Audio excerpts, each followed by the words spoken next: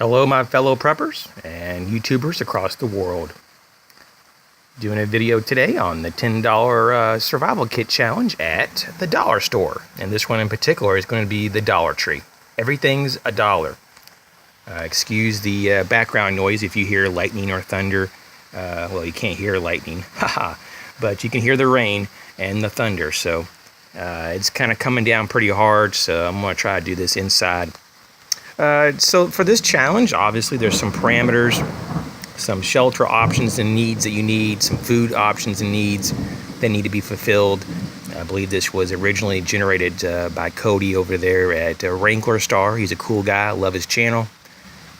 But when I went to Dollar Tree just a few minutes ago and did my search for this so-called $10 survival kit at Dollar Tree or a dollar store, I ran into a wall of basically not finding things that I would even feel comfortable using, in an emergency. Obviously, there's things you could put into play, like, for example, for shelter, the tablecloth or the shower curtain.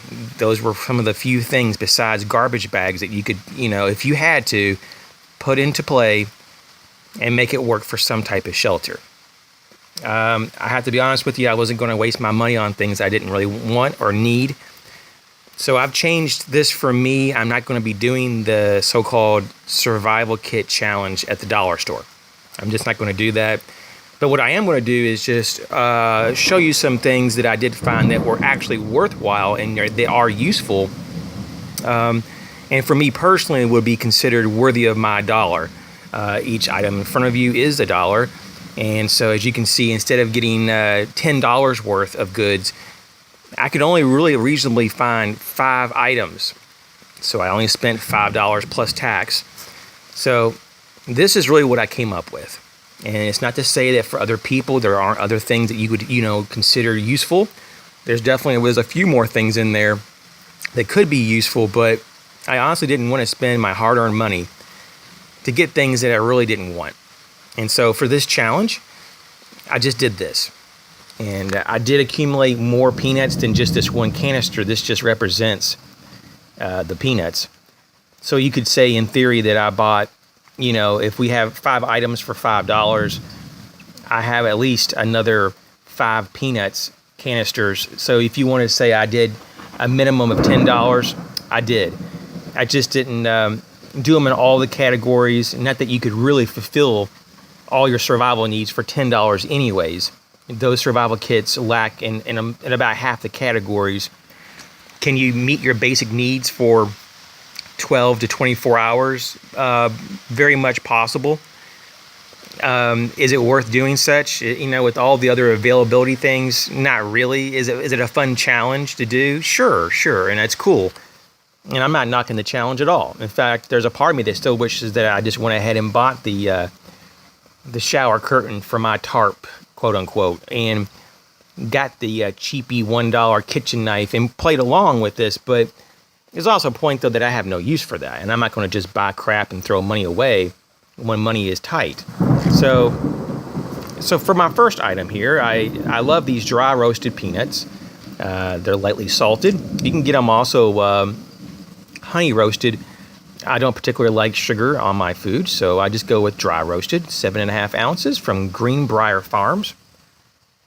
And once again, I apologize for any of the thunder in the background or rain, if you can hear that at all. So these are $1, it's not the worst thing in the world, and it's a healthy option. So, also the calories. So it has 8 servings of 160 calories. So, there's a lot there, it has a lot of protein, so I don't know if you consider this a meal, but it certainly would have enough calories to be a meal. It just wouldn't be a very diversified meal, but I found this to be a worthy purchase for just purchasing items at a dollar store. Not even to make a kit in particular, but just to be a part of a kit. That's worthy. Number 2, this antibacterial liquid hand soap with moisturizer. And this one is made by Claire and Danver. And this is their largest container that they have. It's a 15 fluid ounce pump top. You may say, well, if you're mobile and stuff, you probably want the alcohol-based ones that are just hand sanitizers. They kind of just dry. You know, they're kind of instant hand sanitizers. And I get that. Those are good too. I have some of those already, but this is great, especially if you have a water source. You kind of get a little bit more, in my opinion, that is helpful for you in the long run. Not only is this antibacterial, but it has a hand moisturizer. So I like this, and you get a lot more for your money. The next item, and I was going to say that I could use my bag as shelter, but the pry bar ripped a hole through it. This pry bar, believe it or not, I've never seen these there before.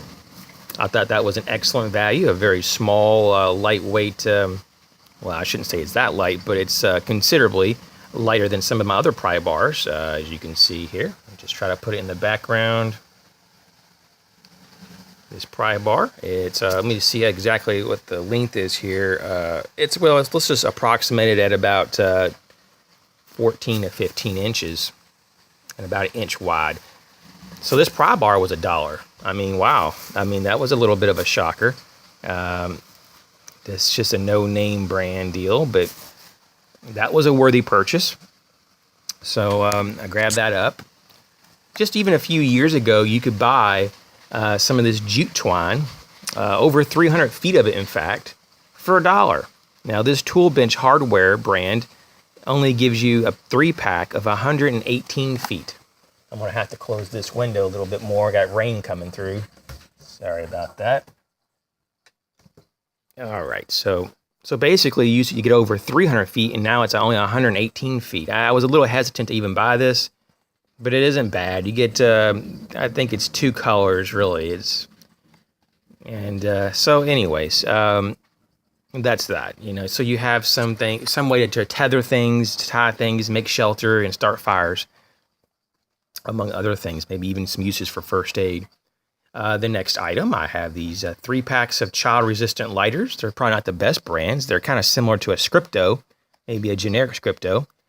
They have adjustable flames, and, you know, I'm not saying it's the best deal ever, you know, 33 or, you know, cents each or so, but it's okay. You know, I typically don't use a lot of lighters, especially for fire making. I do prefer a ferro rod, but the lighters are good, you know, and definitely this is quite a few fires, honest to goodness.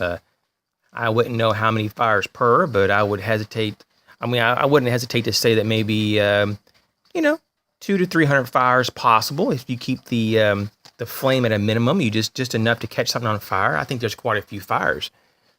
So these are the 5 things that I picked. That was worthy. So this video is more about what is worthy to purchase and not so much trying to build a kit.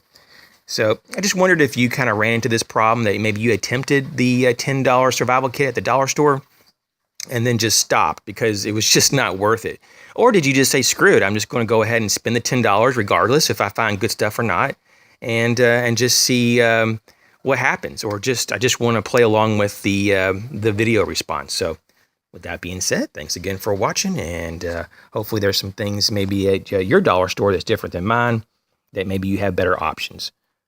Have a great day.